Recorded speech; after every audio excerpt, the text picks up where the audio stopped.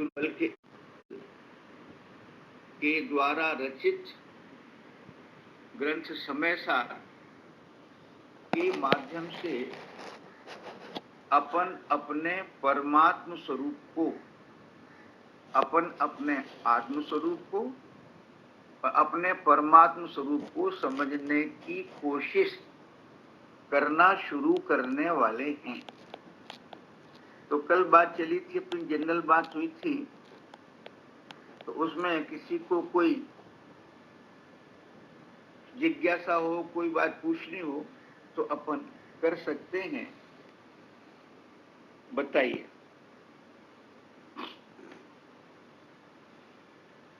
हाँ जी बताइए। तो कोई बात नहीं। अपन ने कल बात करी थी कि कुछ टर्मिनोलॉजी है, कुछ टर्म्स हैं और हर जगह टर्म्स होते हैं, है ना। एक तो वो टर्म्स होते हैं, एक और टर्म्स होते हैं। हमारे यहाँ पे टर्म्स बहुत अच्छे हैं। तो दुनिया में सबसे हमारे कोई न कोई टर्म्स हैं, लेकिन आत्मा के साथ कोई टर्म्स हैं कि नहीं है। आपको परमात्मा बनाएगा। अपन क्या करते हैं, पड़ोसी से टर्म्स अच्छे रखना काम आएगा, बॉस से टर्म्स अच्छे रखना, ठीक है ना, रिश्तेदार से टर्म्स अच्छे लगना। क्यों? इनसे फायदा होने वाला है, कोई न कोई मेंटल या वैसा बेनिफिट अपने को होने वाला है।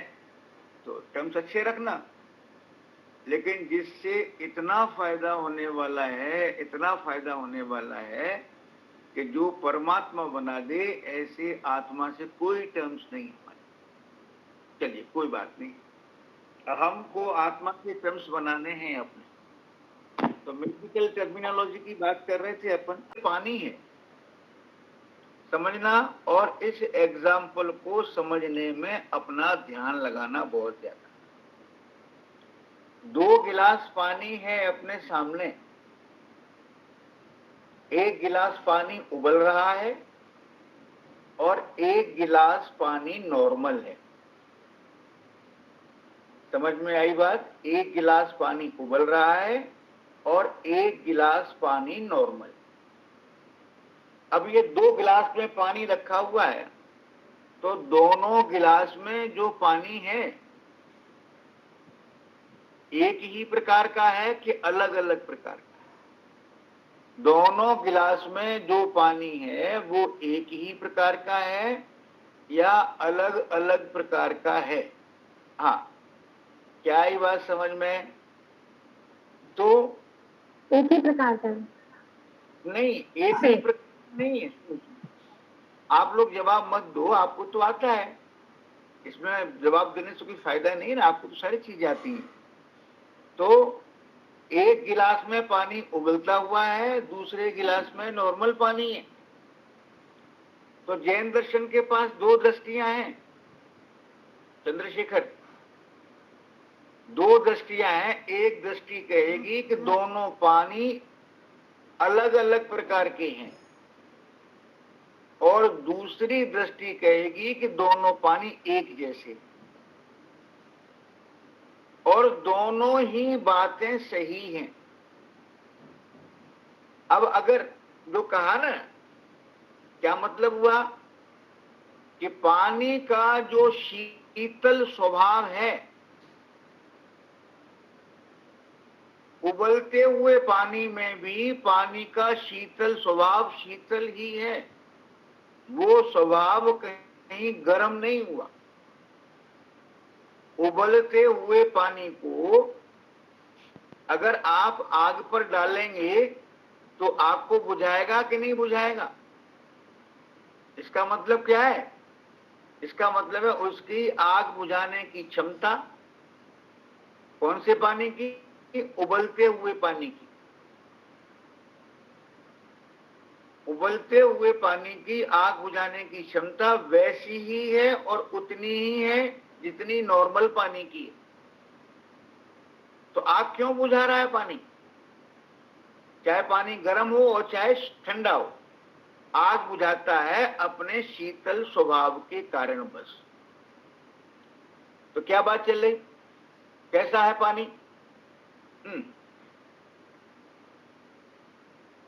बोलो भैया। मोक्ष, मोक्ष सेठ, समझ में आ रहा है? पानी दो प्रकार का है बेटा। हाँ हाँ अंकल, समझ में आ गया? हाँ, दो प्रकार के पानी, एक गर्म है एक ठंडा है। वो बात भी सही है, बराबर है, वो बात भी सही है।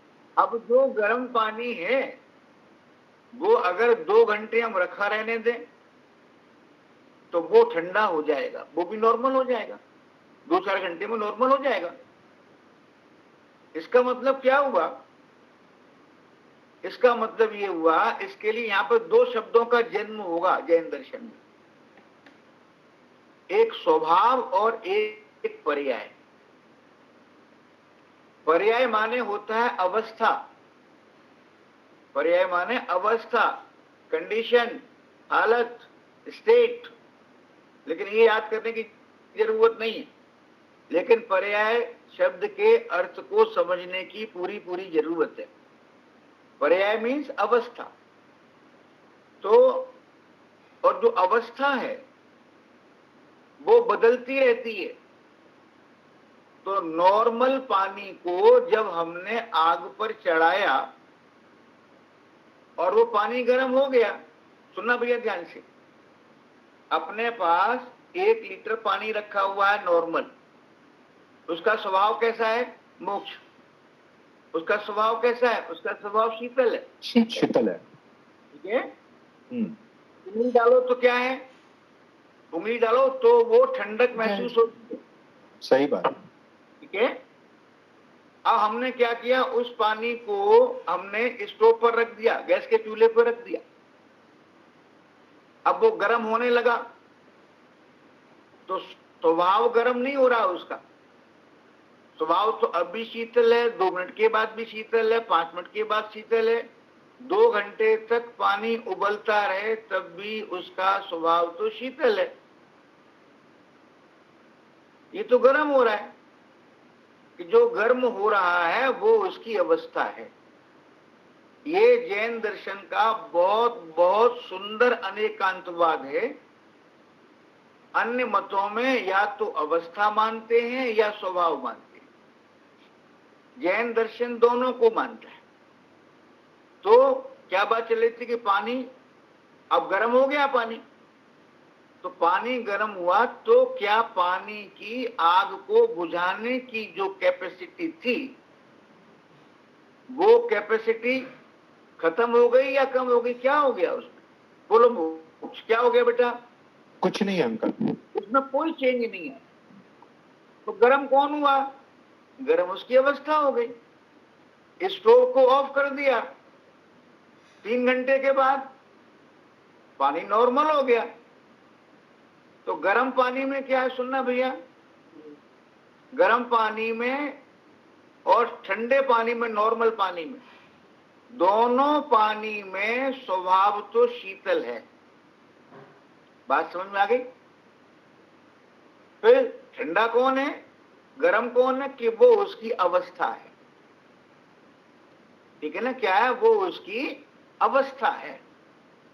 जिसकी समझ में ये बात नहीं आ रही है वो अपने से बात कर सकते हैं, पूछ सकते हैं। क्या बात चली? बोलो जी। मोक्ष समझना की बात, एक स्वभाव है और एक अवस्था। आप अपने उद्देश्य को देखते हुए एक को मेन करते हैं और एक को इग्नोर करते हैं। तो जो गर्म पानी है उसका स्वभाव शीतल है, अवस्था गर्म है। जो ठंडा पानी है उसका भी स्वभाव शीतल है और अवस्था भी शीतल है। अवस्था है ये बदलती रहती है। अब यहां पर देखें हम, जो पानी नॉर्मल था फिर वो गर्म कर दिया, 3 घंटे रखा रहा, फिर ठंडा हो गया और दोबारा गर्म किया, फिर उबल गया वो। तो जो गर्म हो रहा है, ठंडा हो रहा है, गर्म हो रहा है, ठंडा हो रहा है, ये उसकी अवस्था है।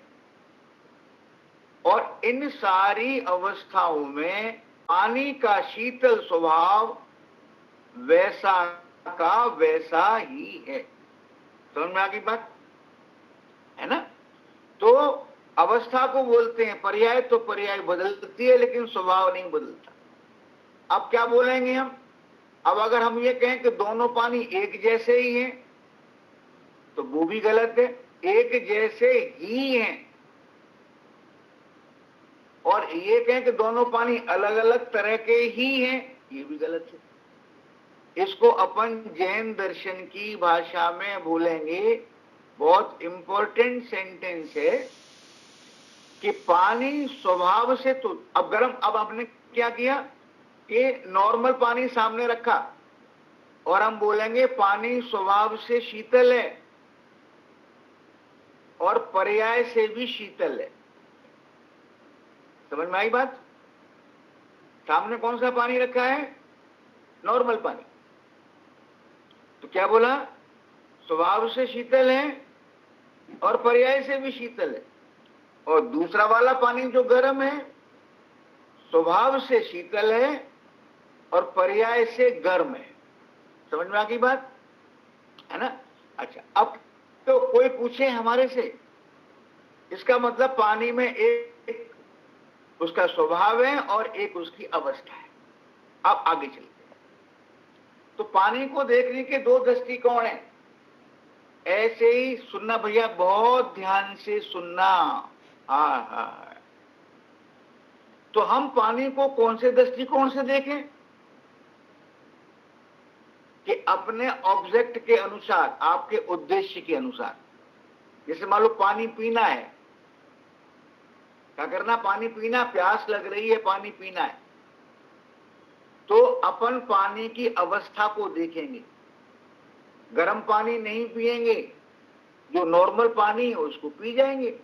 बात समझ में आ रही है? नॉर्मल पानी को पी जाएंगे। अब कोई कहे नहीं नहीं नहीं, गर्म पानी का स्वभाव भी तो शीतल है, तो उबलते हुए पानी को पी जाओ। गलत है ये बात। तो अगर पानी पीना है तो अपन पानी को पर्याय से देखेंगे, कौन सा पानी शीतल है और कौन सा पानी शीतल नहीं है, गर्म है। शीतल पी लेंगे, गर्म छोड़ देंगे। और अगर मान लो, सुनना भैया, हम जहां बैठे हुए हैं वहां पर एक गिलास पानी रखा है उबलता हुआ। डॉक्टर ने कहा था काढ़ा बना करके पीना, काढ़ा देगी मम्मी आपकी। या किसी भी कारण से उबलता हुआ पानी रखा हुआ है और आपके किचन में नॉर्मल पानी भी है। आप बैठे हैं ड्राइंग रूम में और ड्राइंग रूम में कोई चीज जलने लगती है, तो आपके पास जो गर्म पानी रखा है वही डाल देंगे आप, या ये सोचेंगे ये गर्म पानी है, ये तो खुद ही गर्म है, ये आग क्या बुझाएगा, बाबू मैं किचन से पानी लेकर के आऊं, ठंडा वाला वो डालूं? क्या करोगे आप क्या करेंगे बताइए मोक्ष जी? हाँ जी अंकल, गरम ही डालेंगे ना। गरम डाल देंगे, क्यों? गरम पानी का भी स्वभाव तो शीतल है, अति बुझाते। ठीक है ना? तो एक तो वस्तु का स्वभाव होता है और एक वस्तु की पर्याय। ठीक है ना? अच्छा, अब यहां पर बड़ी सुंदर बात कहने जा रहे हैं, सुनना ध्यान से। अब एक टेबल पर भगवान को बिठाते हैं और एक टेबल पर आपको बिठाते हैं, दोनों में अंतर है कि नहीं है? कि एक दृष्टि से अंतर है और एक दृष्टि से अंतर नहीं है। वो समझना बात को, इस बात को समझने में पूरी ताकत लगाना। ठीक है ना? तो करे एक दृष्टि से अंतर है और एक दृष्टि से अंतर नहीं है। करें स्वभाव दोनों का एक जैसा है, तो स्वभाव से दोनों में कोई अंतर नहीं, लेकिन अवस्था में अंतर है। जहां पर हमने किसी व्यक्ति को बिठाया है उसकी अवस्था में राग है, भगवान की अवस्था में राग नहीं है। भगवान ने क्या पुरुषार्थ किया? वहीं बैठना है, नहीं बैठना। भैया बोलो नहीं प्लीज, मेरे को थोड़ी प्रॉब्लम हो रही है, मेरे ऊपर थोड़ी सी कृपा करें, है ना। तो क्या बात चल रही है अपनी कि अवस्था में भगवान तो वीतरागी है और अपन है रागी। तो अपन रागी हैं, समझना भैया, समझना, बात को समझना। अपन रागी हैं, अगर सही तरीके से पुरुषार्थ करेंगे तो राग का अभाव हो जाएगा, अपन भी वीतरागी हो जाएंगे। तो ये राग और राग का अभाव करके उत्पन्न होने वाली वीतरागता, ये दोनों अवस्थाएं हैं, ये दोनों पर्याय हैं। समझ में आ रही है बात मोक्ष? ये अवस्था है। हमारे अंदर राग है, भगवान के अंदर राग नहीं है। और राग कैसा है कि समाप्त हो सकता है अगर हम सही तरीके से जिनवाणी में बताए गए विधि का अनुसरण करके उसके अनुसार पुरुषार्थ करें तो राग का अभाव हो सकता है। तो जिसका अभाव हो सकता है, पहले क्या होगा? राग का अभाव कैसे होगा? समझे बात को? तो राग का अभाव एकदम नहीं होता। मान लो 100% राग है, आपने जिनवाणी पढ़ी, जिनवाणी को समझा, आपने जिनवाणी को अपने जीवन में उतारा, जिनवाणी को आपने अपने जीवन में उतारा, तो धीरे धीरे राग कम होता जाएगा। 100 का 99, 99 का 98, 98 का 97, और कम होते होते, अब मान लो राग कम होते होते 65 आ गया और आप फिर जिनवाणी की बातें भूल गए, तो 65 70 हो जाएगा, 70 75 हो जाएगा, 80 हो जाएगा, फिर बढ़ने लगेगा वो। और फिर जिनवाणी की बातें फॉलो करी तो फिर कम होना शुरू हो जाएगा। तो कम होते होते ये 0 पर भी पहुंच जाएगा, और जब ये 0 पर पहुंचेगा तो आप भगवान बन जाएंगे। इसका मतलब है कि राग एक ऐसी अवस्था है जो कम ज्यादा होती है। बात समझ में आई? तो मेरे में राग है, भगवान में राग नहीं है, ये दोनों में अंतर है। तो भगवान में और मेरे में अंतर है कि नहीं? कि हाँ अंतर है। क्या अंतर है? कि मैं रागी हूं और वे भी रागी हैं। लेकिन भैया अध्यात्म तो ये कहता है, अध्यात्म तो समय साथ आदि जो ग्रंथ हैं वो तो ये भी कहते हैं कि तुम्हारे में और भगवान में कोई अंतर नहीं। तो जो ये कहे कि तुम्हारे में और भगवान में कोई अंतर नहीं है, तो ये बात चल रही थी अपनी। तो अगर हम राग को ना देखें, अवस्था को नहीं देखें, मोक्ष, अगर हम दोनों को कोई नहीं, तो जो आप हैं वही भगवान है, जो भगवान है वही आप। तो जब जब ये बात आए कि जो मैं हूं वह है भगवान, जो वे हैं, जो भगवान है वही मैं हूं, तो इसका मतलब है कि स्वभाव की बात चल रही है। ये बात जिसको पच नहीं रही ये वो बात करे मेरे से, क्या बात हुई? इसका मतलब क्या है? मैं वह हूं जो है भगवान, जो मैं हूं वह है भगवान। अंतर यही ऊपरी जान, वे विराग यानी वीतराग, मम राग बितान, मेरा राग बीता नहीं है, उनका राग बीत गया। तो अगर दोनों को स्वभाव से देखें तो दोनों में कोई अंतर नहीं है, लेकिन अगर पर्याय से देखें, अवस्था से देखें, राग को दृष्टि में रख करके देखें तो दोनों में बहुत बड़ा अंतर है। तो अपना जैन दर्शन, अपनी जिनवाणी अपने को ये 2 दृष्टियां देती है देखने की, एक स्वभाव दृष्टि और एक पर्याय दृष्टि। एक स्वभाव दृष्टि और एक पर्याय दृष्टि। तो अगर कोई कहे कि आप वैसे ही हैं, आप वैसे ही हैं जैसे भगवान हैं, आप में और भगवान में कोई अंतर नहीं है, तो घबराना नहीं। आप समझ लेना कहने वाला कह रहा है वो आपके स्वभाव को ध्यान में रख करके कह रहा है। आप में अब थोड़ा इसको और एलाबोरेट करते हैं। आप हैं, आपके अंदर राग भी है और कर्मों से भी बंधे हुए हैं। राग भी है और कर्मों से ही बंधे हुए हैं। भगवान ने पुरुषार्थ किया तो राग कम होता गया और कर्मों का जो बंधन था वो कमजोर होते होते पूरा खत्म हो गया। इसका मतलब क्या है? कर्म बंधन जो है वो भी एक अवस्था है, एक पर्याय है। कर्म बंधन भी एक अवस्था है और एक पर्याय है। अवस्था है यानी पर्याय है। तो क्या बात चल रही? आपकी अवस्था में यानी आपकी पर्याय में कर्म बंधन है और राग है, और भगवान की पर्याय में कर्म बंधन नहीं है, राग नहीं। भगवान ने जब पुरुषार्थ शुरू किया तो कर्म बंधन धीरे धीरे कम होता चला गया, राग धीरे धीरे कम होता चला गया, अब वो 0 हो गया। इसका मतलब है कर्म बंधन बदलने वाली चीज है, राग बदलने वाली चीज है, और जो बदलता है उसको पर्याय बोलते हैं। क्या बोलते हैं उसको? पर्याय। ठीक है ना? अब भगवान को एक साइड से कर दो।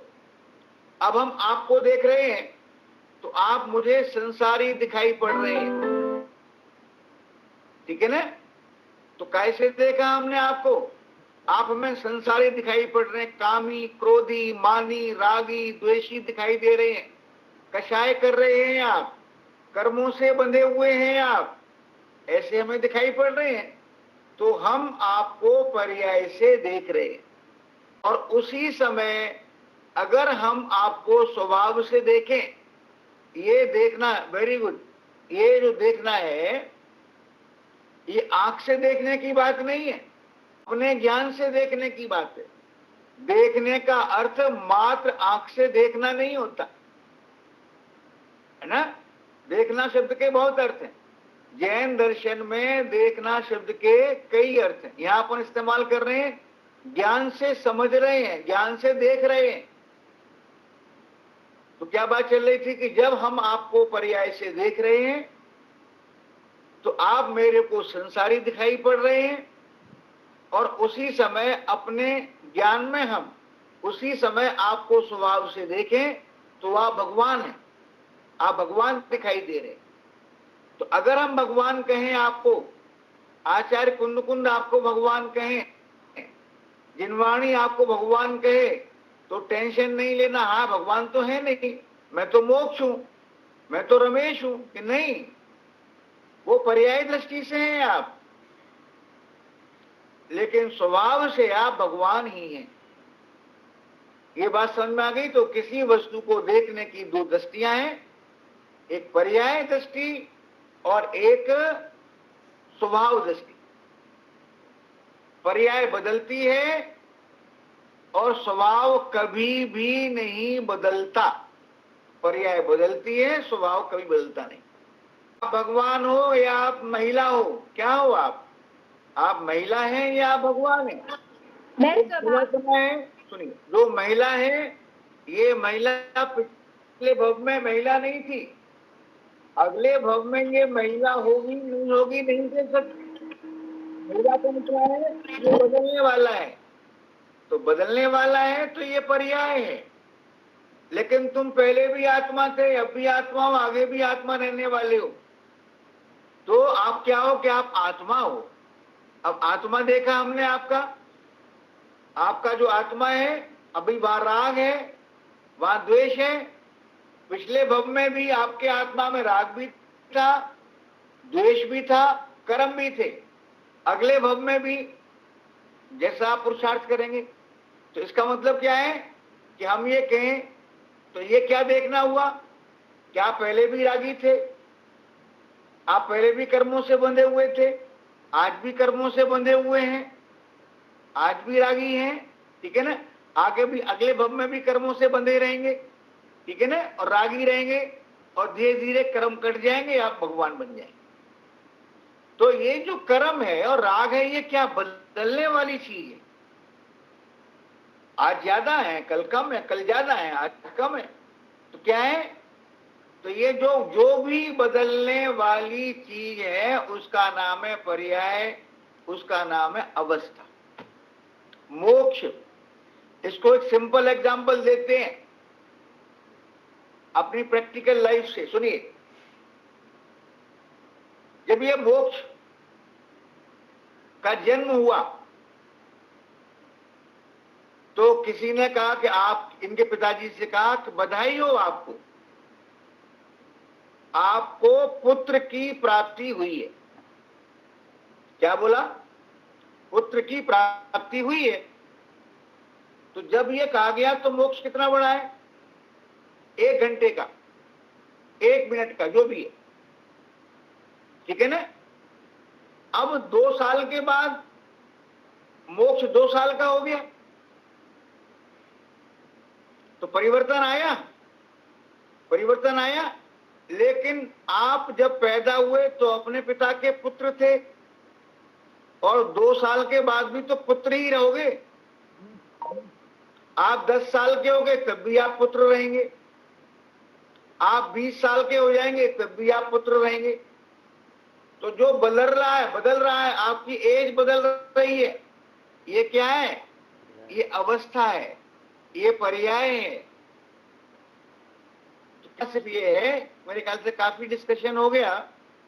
कहना सिर्फ ये है कि जो भी बदलने वाला है वो पर्याय है, और पर्याय में बहुत सारी बातें आती हैं, हम पढ़ेंगे आगे चल। आपका कोई मित्र है, आपका कोई मित्र है और बहुत प्रेम करता है, बहुत प्रेम करता है। अब कोई बात हो गई, अब वो आपसे बहुत द्वेष करता है। तो मित्र प्रेम करता है, मित्र द्वेष करता है। तो प्रेम करता है, अब प्रेम करना छोड़ दिया, अब द्वेष करता है, ठीक है ना। पहले मित्र था, अब शत्रु हो गया। तो मित्रपना और शत्रुपना ये पर्याय है। प्रेम करता था, अब प्रेम नहीं करता, अब द्वेष करता है, ये पर्याय है। और मान लो मित्र का नाम था रमेश, तो जब प्रेम करता था तब भी वो रमेश था, अब भी वो रमेश है। तो जैन दर्शन एकमात्र दर्शन है जो ये कहता है कि वस्तु का जो स्वभाव है वो कभी नहीं बदलता, और पर्याय हमेशा बदलती रहती है। समझ में आ रही है बात? जिसकी जी अंकल। समझ में नहीं आ रही है मेरे से पूछ लो। हाँ जी, जिनेंद्र जी। अच्छा, जिनेंद्र मीन्स, अच्छा जी, आपकी समझ में तो आ ही रही होगी, गुड है ना। पर्याय की दृष्टि से समझ में आ रही है। नहीं, वो तो स्वभाव की दृष्टि से सिर्फ इतना बता रहे हैं कि एक दृष्टि स्वभाव दृष्टि भी है। हाँ। तो स्वभाव दृष्टि से भी वस्तु को देखा जा सकता है। और देखो, आप करते हैं इस काम को, आप इस काम को करते हो। 2000 रुपए का नोट है, 2000 रुपए के नोट की गड्डी है, बिल्कुल नहीं। और एक गड्डी है जिसमें नोट इस्तेमाल किए हुए हैं। तो दोनों में क्या अंतर है? वो पहले वाली गड्डी 2 लाख रुपए की है और दूसरे वाली गड्डी 1,90,000 रुपए की है, नहीं है? तो क्या कह रहे हैं? लेकिन अंतर है दोनों में कि नहीं? कि हाँ है। कि क्या अंतर है? कि वो नए नए नोट हैं, करारे करारे नोट हैं, चमकते हुए नोट हैं। ये पुराने नोट हैं, मसले हुए नोट हैं, गंदे नोट हैं। तो क्या गड़बड़ हो रही है? कि अंतर कहां पर है? कि अंतर है पर्याय ना, लेकिन स्वभाव दोनों का सेम है। वैसा ही है। अब नेचर का एग्जाम्पल ले लो। आपके लिए स्वभाव इंपॉर्टेंट है, आपके लिए स्वभाव इंपॉर्टेंट है नोटों के केस में कि पर्याय इंपॉर्टेंट है? स्वभाव इंपॉर्टेंट है। तो कहीं स्वभाव इंपॉर्टेंट होता है, कहीं पर पर्याय इंपॉर्टेंट होती है। जैसे अपन अपने को पर्याय से देखा, हम अपने को पर्याय से देखते हैं, तो अपन अपने को पर्याय से देखते हैं तो लगता अरे रे भगवान, मैं रागी हूं, मैं द्वेषी हूं, इससे मेरे को कर्म बंध रहे हैं। कर्म बंध रहे हैं तो संसार में घूमना हो रहा है, कभी मनुष्य बनता हूं, कभी त्रियंच, कभी देव, कभी निगोद जाता हूं, कभी पानी बनता हूं, कभी अग्नि बनता हूं, 4 गति 84 लाख योनियों में भ्रमण करता हूं, है ना। तो कह रहे हे भगवान, मैं क्या करूं? तो जब अपन अपने को पर्याय से देखते हैं और भगवान को देखते हैं तो उनकी पर्याय में और मेरी पर्याय में बहुत अंतर है। मेरी पर्याय में बेचैनी है, मेरी पर्याय में दुख है, उनकी पर्याय में शांति है, तृप्ति है, सुख है। तो दोनों में अंतर देख करके अपने को लगता है ये कितने अच्छे, ये कितने अच्छे। अगर ये लगता है कि ये कितने अच्छे हैं, इसका मतलब क्या हुआ? इसका मतलब ये हुआ कि पर्याय दृष्टि से देखने का लाभ ये है कि अपन भी उनको ये कितने अच्छे हैं ऐसा मान करके अपने अंदर भी भगवान बन जाने की इच्छा जागृत होती है। ये काय का लाभ है? अपने को पर्याय दृष्टि से देखने पर, अपने को कर्मों से बंधा हुआ देखने पर, अपने में होने वाले राग द्वेष आदि को देखकर अपना मन होता, जो भव्य जीव है, जो भव्य जीव है उसका मन होता अरे रे मैं क्या कर रहा हूं, भगवान क्या कर रहे हैं, है ना। तो उसको ये होता है कि मैं राग का अभाव कैसे करूं, मैं कर्मों का अभाव कैसे करूं, मेरे को भी राग का अभाव करना है, मेरे को भी कर्मों का अभाव करना है, मेरे को भी भगवान बनना है। तो पर्याय से देखने का ये फल आना चाहिए। तो ये कह रहे हैं कि पर्याय से देखने का ये लाभ है। और स्वभाव से देखते हैं अपने को, तो स्वभाव से देखते हैं अपने को तो देखते हैं कि स्वभाव है, उसके ऊपर राग है, उसके ऊपर कर्म है। तो राग का अभाव करके, कर्मों का अभाव करके स्वभाव को प्रकट करने की और स्वभाव को प्रकट करके भगवान बन जाए, ऐसा पुरुषार्थ कैसे करें, इसकी खोज शुरू हो जाती है। तो अपन ने जो पढ़ना था आज, यहां तक कोई भी दिक्कत हो किसी को, तो बाकी के जो दर्शन हैं वो या तो स्वभाव की बात देखते हैं, जैसे वेद हैं, वेद सांख्य मत बोलते हैं जिसको, ठीक है ना, वो सिर्फ स्वभाव को ही देखते हैं और स्वभाव को देख करके क्या कहते हैं कि ये आत्मा भगवान है, भगवान है, भगवान है। तो ऐसा करके भगवान बनने का पुरुषार्थ जागृत नहीं होता। और ऐसे भी मत हैं जो पर्याय से ही देखते हैं।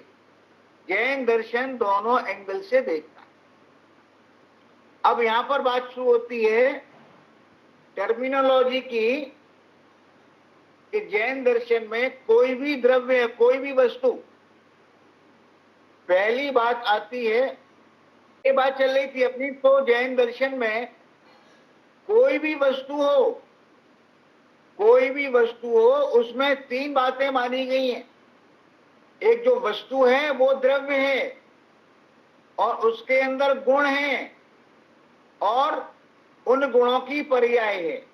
तो 3 शब्दों का जन्म होता है। देखो भैया समझ लेना, अगर ये द्रव्य गुण पर्याय यानी जो टर्मिनोलॉजी आपको बता रहे हैं हम, अगर ये नहीं समझेंगे, बहुत दिमाग नहीं लगाना है, थोड़ा अटेंटिव होकर के बैठना है, उसको लिख लेना है, कोशिश करनी है, और अगर समझ में नहीं आए तो दोपहर को दोबारा रिकॉर्डिंग सुन लेनी है।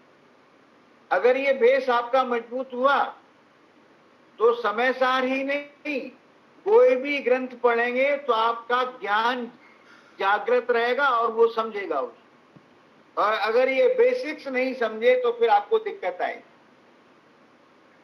तो कह रहे हैं 3 बातों की, द्रव्य, गुण और पर्याय। द्रव्य, गुण, पर्याय, ठीक है ना। तो द्रव्य किसे कहते हैं, गुण किसे कहते हैं और पर्याय किसे कहते हैं, इसको समझते हैं अपन। जैसे आम है, मान लो आम, तो आम नाम का एक द्रव्य है, आम नाम की एक वस्तु है, और उस आम में स्वाद नाम का एक गुण है। कौन सा गुण है उसके अंदर? स्वाद। आम है तो स्वाद है, उसका स्वाद है, कोई ना कोई स्वाद तो है।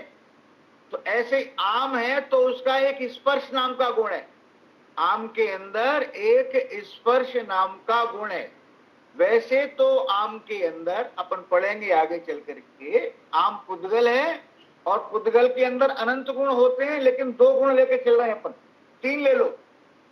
स्वाद गुण है उसके अंदर स्पर्श गुण है, और उसके अंदर एक वर्ण रंग है, उसका एक रंग को अपन शास्त्रीय भाषा में बोलते हैं, उसका एक वर्ण है ना। अच्छा, तो आम के अंदर क्या है? आम है, उसके अंदर 3 गुण है, स्पर्श, स्वाद और वर्ण। ये 3 उसके अंदर गुण है, और इन 3 की पर्याय है। अगर आम कच्चा है, ठीक है ना, तो आम है, ये द्रव्य हो गया, ठीक है ना। सुनो पहले सुन लो, आम है, ये द्रव्य है, और उस कच्चे आम के अंदर स्वाद गुण है कि नहीं है? यहां है। उसके अंदर कोई ना कोई रंग है, उसका वर्ण गुण है कि नहीं है? यहां है।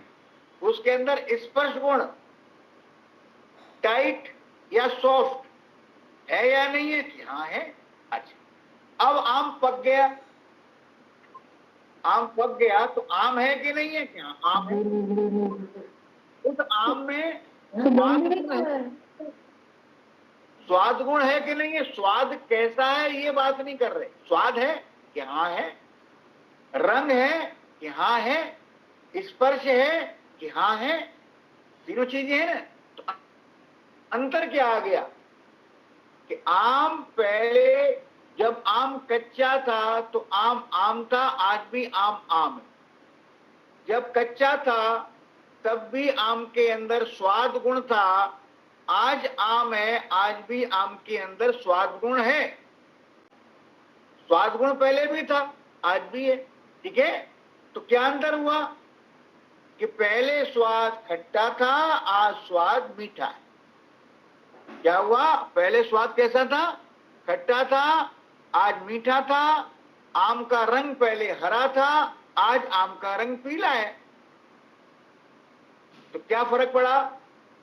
तो आम का स्वाद खट्टा था, बदल करके मीठा हो गया।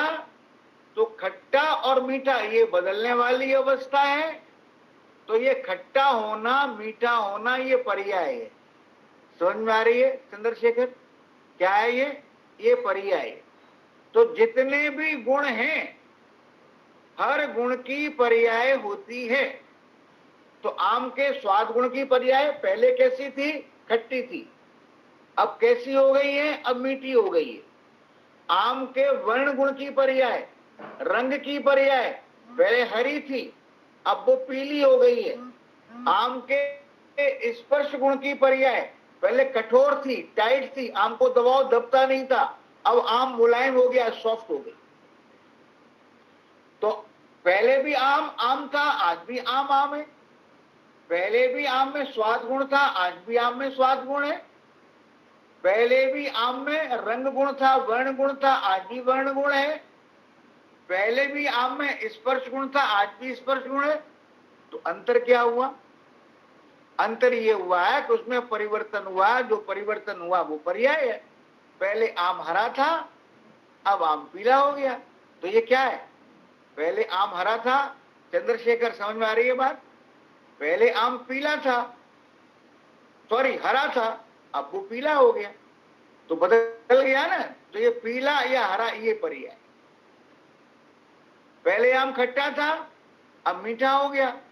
स्वाद, स्वाद कैसा था? खट्टा। स्वाद कैसा है? मीठा। तो बदला क्या? स्वाद नहीं बदला, स्वाद पहले भी था, स्वाद आज भी है। स्वाद की पर्याय बदली। स्वाद पहले कैसा था? खट्टा था। स्वाद आज कैसा है? मीठा है। पहले आम का स्पर्श, आम पहले कैसा था? कठोर था। आम का स्पर्श कठोर था, आज आम का स्पर्श कहता है कि मुलायम है। तो इसका मतलब आम नाम का द्रव्य है, आम नाम की वस्तु है, उसमें गुण है, स्पर्श है, वर्ण है और स्वाद है।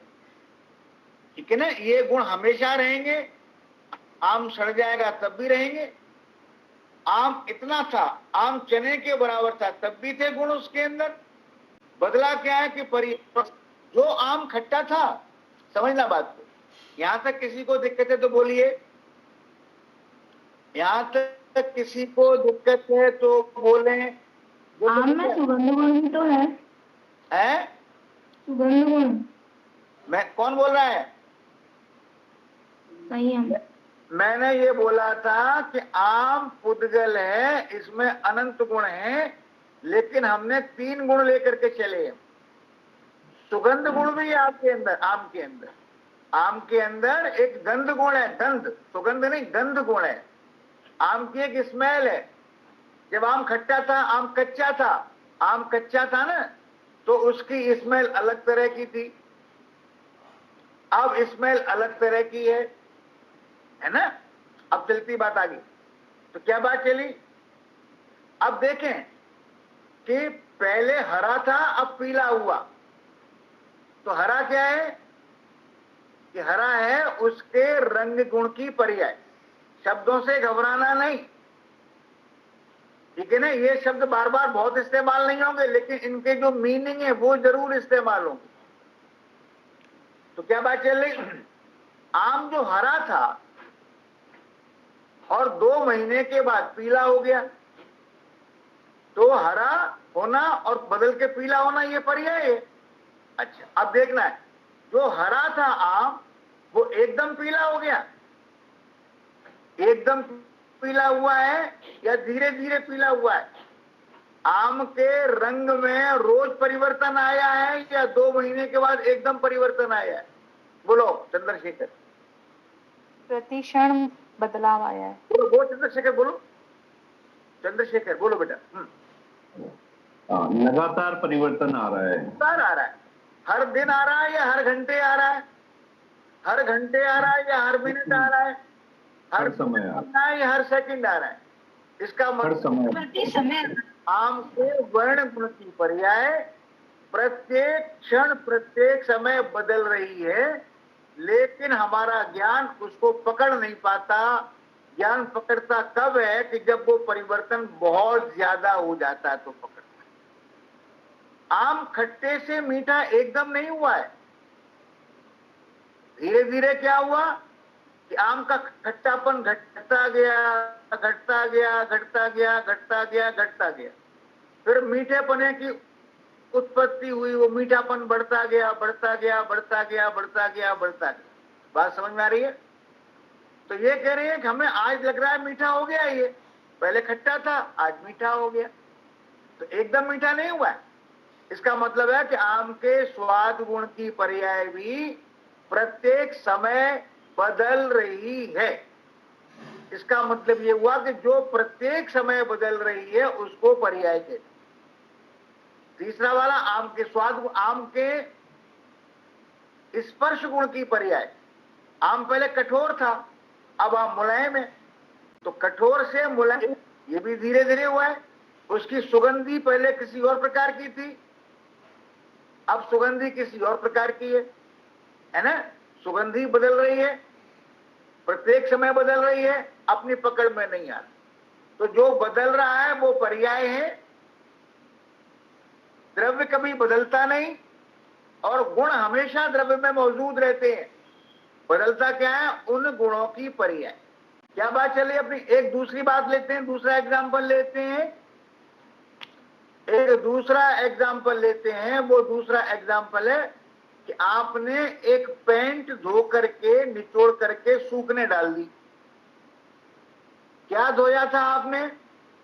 पैंट। ठीक है ना? क्यों धोई थी पैंट आपने? गंदी थी। तो क्या चाहते हो आप? साफ हो जाए। तो गंदी पैंट को साफ करना है। तो गंदापन, इसका मतलब गंदापन खत्म हो जाने वाला है और साफ पैंट सामने आने वाली है। लेकिन जब गंदी थी तो गंदा क्या था? पैंट। अब धुल गई, साफ हो गई, तो क्या है वो? कि वो पैंट। तो पैंट तो पैंट ही रही। तो गंदा और साफ क्या था? ये उसकी अवस्था थी। अब पैंट साफ हो गई, आपने फिर पहन ली और 2 दिन के बाद लगा कि पैंट गंदी हो गई है। तो 2 दिन के अंदर, 2 दिन के बाद पैंट एकदम गंदी नहीं हुई, हर क्षण गंदी हो रही है वो। आपने अपनी किचन में एक कागज रख दिया, कहीं पर भूल गए उसको, सफेद कागज, नया कागज, और 10 साल के बाद देखा तो पीला हो गया था। आपने उसको मोड़ा, वो चटक गया, तो पीला हुआ है। तो एकदम हुआ है क्या? एकदम नहीं हुआ है। तो कागज का सफेद से पीला होना ये पर्याय है, क्योंकि बदला है। पैंट का साफ से गंदा होना, गंदे से साफ होना ये पर्याय है। लेकिन पैंट तो पैंट है। तो जो बदलता है वो पर्याय है। तो आज आप संसारी हैं और कल को पुरुषार्थ करके 2, 4, 6, 10 भव के बाद भगवान बन जाएंगे। तो आपके स्वभाव में कोई परिवर्तन नहीं होने वाला है। कहाँ परिवर्तन होने वाला है? कि परिवर्तन तो आपकी पर्याय में होने वाला। स्वभाव से आप आज भी भगवान हैं और भगवान बन जाने के बाद भी स्वभाव से आप भगवान रहेंगे। अंतर क्या होगा? क्या पर्याय में भी भगवान बन जाएंगे? अभी पर्याय में आप रागी हैं, आप संसारी। एक बात और करके फिर खत्म करते हैं कि पर्याय प्रत्येक समय बदल रही है। पर्याय प्रत्येक समय बदल रही है का मतलब क्या? कि पैंट आपने धो करके और निचोड़ करके सूखने डाल दी, 4 घंटे बाद पैंट सूख गई बिल्कुल। तो पैंट जो डाली थी आपने गीली थी, अब पैंट सूखी है। तो गीली थी ये पर्याय, सूखी है ये पर्याय। तो एकदम सूख गई है पैंट क्या? कि पहले पैंट 100% गीली थी, फिर पैंट 99% गीली, फिर पैंट 98% गीली। तो धीरे धीरे, इसका मतलब क्या? कि पर्याय में धीरे धीरे परिवर्तन आता है। उसको अपने जैन दर्शन में बोलते हैं कि पर्याय में प्रत्येक समय परिवर्तन होता है। लेकिन पर्याय में चाहे कितना ही परिवर्तन हो जाए, कहें स्वभाव में यानी द्रव्य में यानी वस्तु में परिवर्तन नहीं होता। जब नई लेकर के आए थे तब क्या थी? पैंट, गंदी पैंट, गीली पैंट, सूखी पैंट, साफ पैंट, बिना प्रेस की पैंट, प्रेस की पैंट, फट गई पैंट, बर्तन वाले को दे दी पैंट। तो पैंट तो पैंट ही रही है, उसकी अवस्थाएं बदलती रही हैं। और अवस्था एक साथ नहीं बदलती, धीरे धीरे बदलती है। तो आप अभी पर्याय की अपेक्षा से देखें, है ना, अवस्था को देखें, तो आप संसारी हैं और आप धीरे धीरे, पर्याय बदलती जाएगी आप, अगर आप सम्यक तरीके से पुरुषार्थ करेंगे। जिनवाणी माँ ने जिस तरीके से बताया है उस तरीके से पुरुषार्थ करेंगे तो आपकी पर्याय बदलती चली जाएगी। कि धीरे धीरे बदलती जाएगी, धीरे धीरे बदलती जाएगी। और एक दिन ऐसा आएगा कि पर्याय में न राग होगा, न द्वेष होगा, न मोह होगा, इन सब का सर्वथा अभाव हो चुका होगा और आप भगवान बन जाएंगे। लेकिन जब आप संसारी हैं अभी, तब भी आप स्वभाव से भगवान हैं। आप खूब मस्त रहो, नरक में चले जाओ तब भी भगवान हैं आप, निगोद में जाएंगे तब भी स्वभाव से भगवान है, आप शेर बन जाएंगे, आप चींटी बन जाएंगे तब भी स्वभाव से भगवान है। अंतर कहां पर हो रहा है? अंतर हो रहा है पर्याय में। तो मेरा ख्याल है कि पर्याय और द्रव्य, ये बात आपकी समझ में आ गई। हाँ बोलो शीनू, समझ में आ गई? लेकिन भैया देखो बात सुनो, 10 जी बहुत अच्छे से समझ में आ गई। 10 मिनट आपको चिंतन करना पड़ेगा। देखो अभी तुम्हारा नाम शीनू है ना? शीनू, हाँ जी। कहाँ रहते हो? बुराड़ी। बुराड़ी, भाभी के घर के पास। संत नगर रहते हो तुम? बुराड़ी नहीं, संत नगर। तो ये कह रहे हैं शीनू जी, अभी आप यहाँ पर हो ना, और फिर आप थोड़ी देर में मंदिर जाओगे। हाँ जी। यहाँ कौन है? शीनू। हाँ जी। मंदिर कौन जाएगा? शीनू। तो दोनों शीनू एक जैसी है, बदल के जाएंगी? नहीं, एक जैसी अवस्था बदल जाएगी, अवस्था बदल जाएगी। ये कह रहे अवस्था बदल जाएगी, पर्याय बदलेगी। ठीक है ना? अब क्या करोगे? यहाँ घर में हो तो घर जैसे हो, बाहर जाओगे तो बाहर जैसे रहोगे, और शाम को जाना है किसी शादी की पार्टी में तो फिर अवस्था बदलेगी।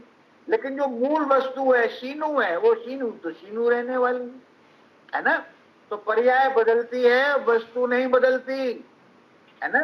अब आपकी पर्याय कितनी बदले शीनू?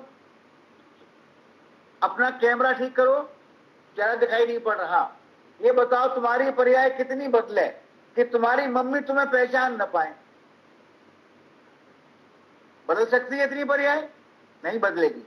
तो ऐसे करे कितने ही हम संसारी हो जाए, कितना ही राग हो जाए, कितना ही द्वेष मोह है, इसके बाद भी है ना हमारी जो दृष्टि है, जिसने समझ लिया है, तो इतनी पर्यायों के परिवर्तन के बीच में, इतने राग के बीच में, इतने द्वेष और मोह के बीच में ये परमात्मा है, ये मैं परमात्मा हूं, ये मैं परमात्मा हूं, वो उसको पहचान लेता है। तो जिनवाणी माता की कोशिश ये है कि आपका परिचय आपके परमात्मपने से कराया जाए, और ऐसा परिचय कराया जाए कि आप कभी भी इस बात को नहीं भूलें। चाहे आप व्यापार कर रहे हैं, चाहे आप किचन में खाना बना रहे हैं, चाहे अपने को रागी देख रहे हैं, चाहे अपने को द्वेषी देख रहे हैं, चाहे मोही, लेकिन आप अपने को उसी समय परमात्मा भी देख सकें। अगर ऐसा हो गया, अगर ऐसा हो गया तो समझो कि आपके जीवन में एक शुभ प्रभात की शुरुआत होने वाली है।